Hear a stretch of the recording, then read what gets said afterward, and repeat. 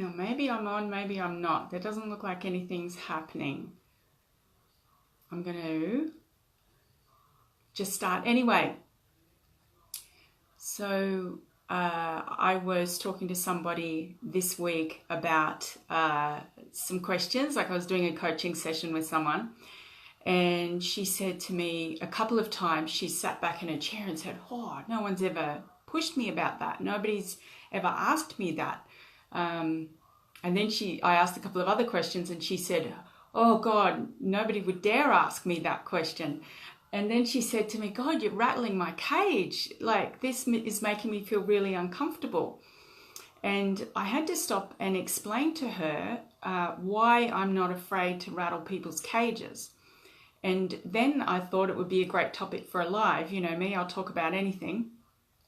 So this one's really important. I would be most grateful if you would share this, because I think a lot of people who say that they want help need to know this one. And it's why coaches aren't afraid to rattle your cage.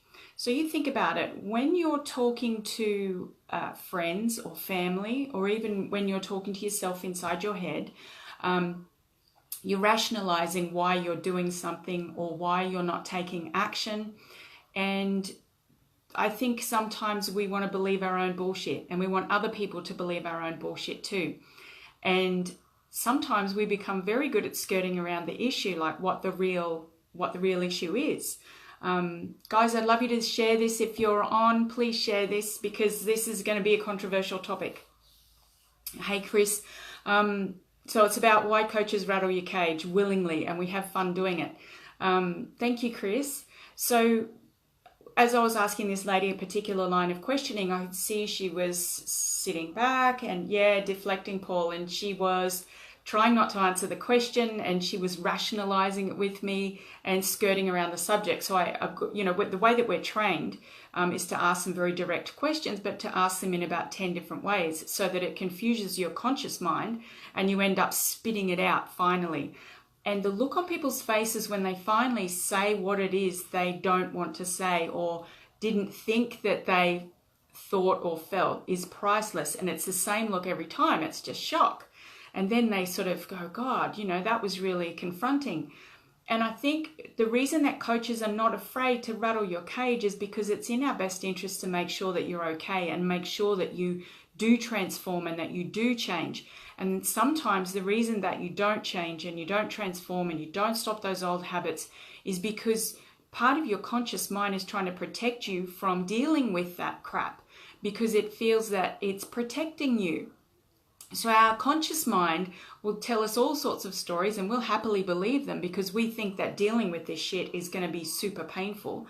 But when people start to unravel and unpack it all, then you can see this, their shoulders drop, they're a little bit more relaxed, and they're like, oh, wow, it's not as bad as I thought it was.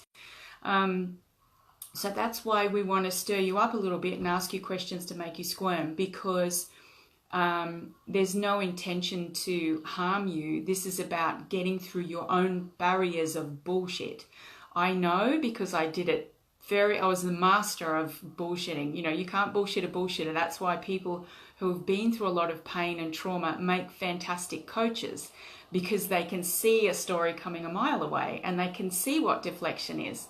So this lady ended up spilling everything and realizing a few things. And at the beginning of the conversation, she was completely in effect. It's everybody else's fault. People keep doing this to me. I'm not taking any part in it. I didn't ask for this. And then when she was answering all of these uncomfortable questions, you could see she was sort of sitting back and thinking and going, oh God, it was like she was just having one light bulb moment after the other. And then she said, shit, I'm responsible for this. And that's a great moment to get to with someone, where they realize that, because it's a really awful thing to think, shit, I wouldn't wish this on my worst enemy. How can I be responsible for this? And then you realize that you are, because of the choices you make or the allowances you make, with an ex-partner, or, choosing to eat crappy food, or choosing to sit on the couch and not exercise, or choosing the easy way out because you're scared. So many people are afraid to stop doing the things that are harming them because they're more afraid of what it is they don't know might be possible than they do of the certainty of staying the same. I've had women talk to me, and men say, and they're a good 30 or 40 kilos overweight, and they'll say, and be in tears and say, I really want a partner, and I want this, and nobody's going to have me like this, and so on and so forth. And then 5 minutes later, they're saying, oh God, I'm choosing to stay big because I'm protecting myself from getting hurt. It's not, they sort of move from effect into cause, where they're going, oh God, I'm responsible for this. And then you watch them change over the next 8 or 10 weeks, because once they've realized it, they start making healthy choices because they're taking better care of themselves and they know what the consequences of not changing will be. So that's a really beautiful thing to watch as well. So if you're thinking about getting some coaching, be prepared for some sticky questions that are going to make you feel uncomfortable. And you know what? I think people that push you like that, that's the ultimate form of respect, because you're not paying a coach to enable you. I know myself and other coaches will knock back clients if we feel that they're not coachable, which means they're still desperately hanging on to their problems because there's a payoff in that. So the payoff in staying bigger, or sticking with an addiction, or choosing to stay with partners that are harming them, or jobs that are making them miserable, the payoff is that they don't have to risk seeing what's out there. Yet when I ask them, well, what are the consequences of you not doing anything about it? Are you going to be happy being exactly as you are now in another 12 months time, or in another 2 years time? And they always say no. And some people just aren't ready. It's not that some people are motivated and some are not. It's just that some are ready for change and some are not. And the people who are ready for change will do whatever it takes. They're brilliant at their tasking. I get people to read books. That I'm a huge fan of audio books. And 10 different people can read the same book and get 10 completely different things out of it. I don't know what you're going to get out of it, but I've read it and I got some cool stuff out of it, so I'm going to give it to you. And I got what I got, you'll get what you get. And sometimes my clients, one of the other things I task people to do is read the same book 6 months apart or 4 months apart. You'll find the second time you read the book, there'll be stuff in there that you swear you didn't notice the first time round. That just means that you've evolved and you're ready to hear the next part, the next bits of information. So that's a really important tip as well.